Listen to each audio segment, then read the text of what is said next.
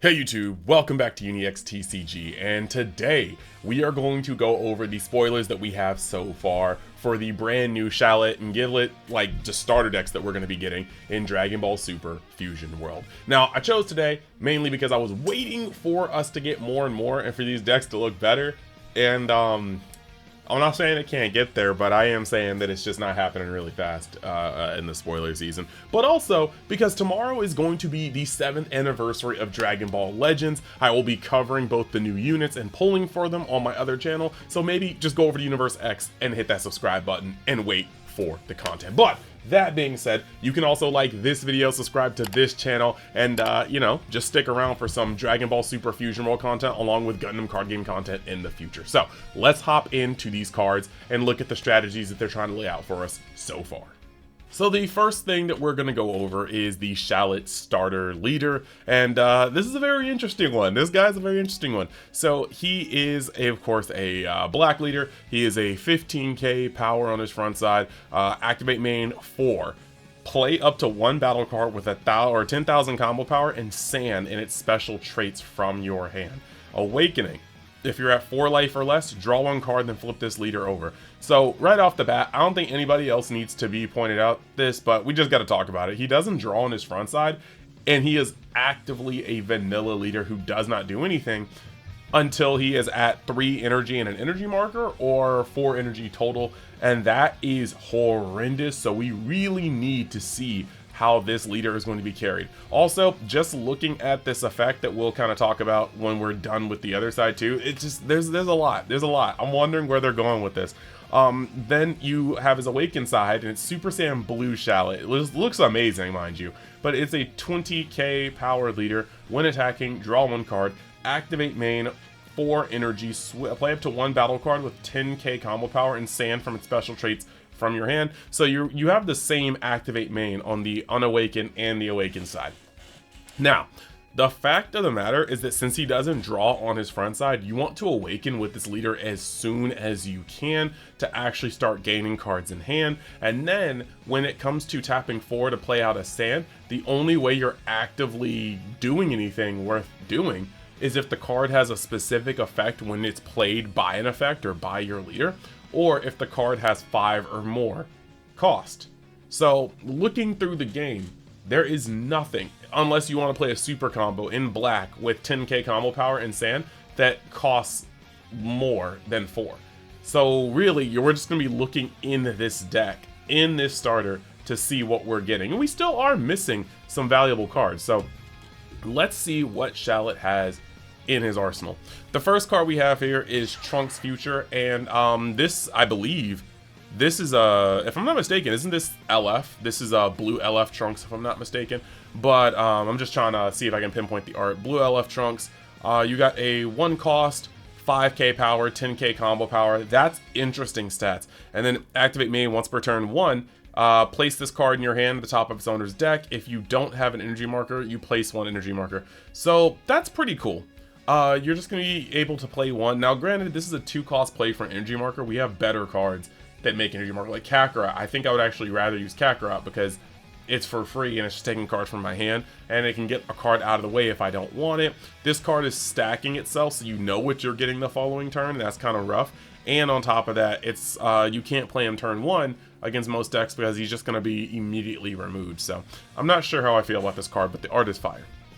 Now we're on Jaco. I think this is Hero Jaco because there hasn't been like another one, but I think this is Hero Jaco. This is a 1 cost, 5k power blocker, and then on play, if your leader is Shallot, draw 1 card. Okay, so you have a deck specific cantrip, and that's cool, and he's gonna have other cantrips, but the card that's not cool is while he is a blocker, which is interesting because you don't really want to not awaken early with this deck, he's 0k combo power, so I'm not sure how to feel about this one quite yet. Next, we have a Beerus, and this is 100%. This is LF green Beerus, and this is a 2-cost, 20k power card, critical. That's nice. And then on play, if your leader is Shallot, add up to 1 card from your life to your hand, and look at 3 cards from the top of your deck and place them on the top of the owner's deck in any order. Sucks you can't get one of the cards, but you can play this card, take a card from life, check the top 3 cards of your deck, and then you rearrange them, and you can swing with your leader and not get a draw. That's insane. However, it is cool to start sequencing your draws, especially with the knowledge that you're going to get from picking up this extra card. Just sucks there's no way to really draw that card in the same turn on curve. But hey, great art. Effect is pretty good for what it's worth. Unfortunately though, like if you really think about it, this is scrying 3 in exchange for 5k combo power. That's essentially what this is. And to make sure that just can't be splashing every deck, it's Shallot leader locked. Next, now we're starting to get to some of these spicier ones. We've got this Super Saiyan God Charlotte, looks really good, and this is a 2-cost 20k, another 0 combo power. So not drawing, and a lot of zeros in this deck so far. Activate main once per turn. Place 1 card from your hand at the top of its owner's deck. If your leader is a Shallot and there's a battle card with a cost of 6 in your battle area, this card in the battle area gains double strike for the turn, and that's pretty tight. That's pretty tight. So it's going to be a 2-cost double striker with lots of conditions, a whole bunch of conditions. It's actually kind of ridiculous, but this is just, yeah, like when I think about it, when you're going into this activate main, you don't want a 2-cost and 20k power is extremely removable. So this is kind of probably closer to if you've already played out a 6-cost and it survived a turn and you play this out, or if you're on turn 6 or you have 5 energy and energy marker, you could play out this card and then tap 4 and play out your 6 cost and then, you know, kind of go into there. So that's interesting, but it is another 0 cost. Now, the deck is made to spit out 10k, so we're probably going to see a slew of them. But this is just, like I said, how many 10ks are we going to see with the cost of 5 or higher? We are currently barely into the spoiler season, and we haven't seen any SRs as far as I know. But the next card that we have here is the first card that you're going to want to actually play out with Charlotte's leader effect, and this is a Vegeta. I think this is red? I think this is red, just sparking Majin Vegeta if I'm not mistaken.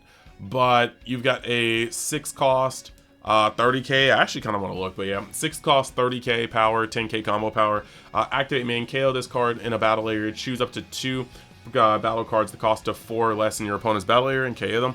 This is like a cool, like, final explosion on a stick.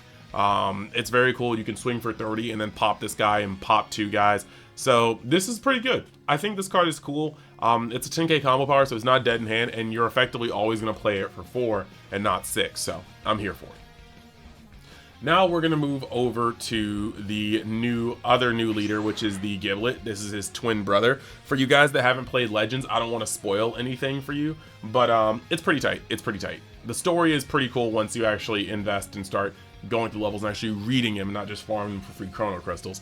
But Starter Deck EX Giblet. And this is on its front side. When attacking, draw 1 card. And the awakening happens when you're at 4 life or less. You draw a card and flip this guy over. Then you flip over to his Super Saiyan God form, but it has the dark energy around it. This is not the normal Super Saiyan God. That's another plot point that you'll see in the game if you decide to play it. By the way, download Dragon Ball Legends. I'm not being sponsored. I just like playing the game. Now, this right here, when attacking, you draw 1 card. Then activate main once per turn. Place 1 of your energy in its owner's drop, and then if you have 2 or less energy, add up to 2 battle cards from your drop to the owner's energy. And then if you were to add a card for the owner's energy during this turn, place that card in the owner's drop instead. So you have this right here. Yeah, you're gonna just once per turn, you'll place 1 of your energy into the owner's drop, and then it counts right then and there. If you have 2 or less energy, you'll just add 2 energy untapped. So this is actually pretty cool, because what this means is if you have 3 energy, you can play a 1-drop, and then after playing a 1-drop, you can activate this leader's effect to dump that 1 energy to then play 2 energy from your drops area, and they come in untapped. But for the rest of the turn, you cannot add energy to your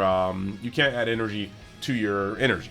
It's just going to be put in the drop instead, so you can't go stupid crazy, but you're going to be able to turn 3 into 4 and be able to cycle. So there's probably going to be some cards that do get around, you know, you can use your instant Kamehameha, but I'm sure they're going to have cards in here that are just going to do that as well, just get rid of an energy. For you guys that may be curious, though, I do feel like just kind of squabbling just a tiny bit. These are ancient Saiyans. Shallot and Giblet come from an older time. an ancient time with Saiyans, and they apparently are descendants of the first Super Saiyan God. So take that as you will. They are special Saiyans, and they are legitimately twin brothers, so that's pretty tight. Now, going into cards that we have here in the green deck, you have this Zamasu. I think this is blue. I think this is blue Zamasu, the one that was like a tear and a half to deal with all of his healing. But this is a 1 cost 5k power, 5k combo power. On play, if your leader is Giblet, look at 4 cards on the top of your deck, reveal it to 1 battle card with a cost of 2 and 5 and add it to your hand. Place the rest at the bottom in any order. This is great. This hits a lot of things, and between 2 and 5, that's just good. This is a good searcher. He has a very wide amount of things he's going to be able to pick up, and yeah, there's nothing really else to say about that. This is just a really good starter, or a really good searcher. Next, we have got Janemba. And Janemba, this is this red? I think this is red. For some reason I want to say purple, but I think this is red. And then this guy is literally a 2 cost, 15k, 10k power, or 10k combo power card. And he just says permanent your turn if you have less energy than your opponent. This card in the battle area gains plus 20 or plus 10k, and then becoming a 25k. And then on play, add up to 1 card from your life to your hand. So on curve, this is going to be good. I'm not sure, like, he's good because you can play him and he can swing into an unawakened leader. But once you start getting your effects off, he's going to be a very strong character. Just being able to push a little bit out of your opponent's hand more than normal, not just the normal 5k, probably like just a 10k every time. So this is cool. 10k combo powers are also always cool. Next, we got Baby. Actually, I'm not going to hold you. I don't know which Baby this is from. Since I don't know which Baby this is from, this might be the LF Baby because I didn't pull for him. But this guy is a 2 cost, 20k, 5k combo power. On play, add up to 1 card from your life to your hand. When attacking, draw 1 card, then discard 1 card from your hand. Just he's a looter. He's a looter. He's gonna filter through your deck, help you accelerate. He's got combo power. He's a 2 cost. He's going to draw a card when he swings. That's cool. This is all we needed. The turn he gets played, he's a plus. Well, he kind of breaks even because he breaks even by getting a card from your life to replace himself, and then he's going to filter 1. But he's going to basically just help your card acquisition, and I dig that. Art's pretty fire too. Now this hit, this is yellow. Is this yellow hit? I think this is yellow hit. I want to say this is yellow hit. Phenomenal unit when it came out. 2 cost, 20k power, 5k combo power. On play, add up to 1 card from your life to your hand, and when attacking, if you have less energy than your opponent, choose all battle cards at the cost of 1 or less in your opponent's battle area and KO them. Less is interesting. Maybe that's a token thing if we get tokens soon.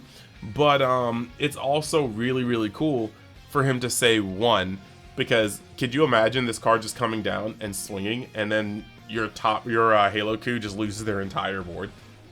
I'm just saying, you can just stop charging past a certain point and then just let Top Coup, or I keep saying Top Coup, let Halo Coup just lose his entire board to 1 hit swing. So this is actually really cool, and I love that it's not leader lock because this has other applications in other decks. And then the last card that we have on this video is going to be Majin Buu Kid, and Majin Buu Kid is just a 4 cost. He has a 25k power. This is the blue Legends Limited, little Legends Limited Kid Buu, and then it's 5k combo power. On play, discard 1 card from your hand, place 2 of your energy into their owner's drop, and then add the top card of your deck to your life. Then add up to 1 battle card from your drop to the owner's energy. So you're starting to see the accordion, right? You can tap 4 and then play this guy out. Discard 1 card from your hand, place 2 of the 4 energy you used into the drop. Then add the top card of your deck to your life, so you're going to heal. Then you add 1 battle card from your drop to the end energy. So right now you have 1 open energy, right?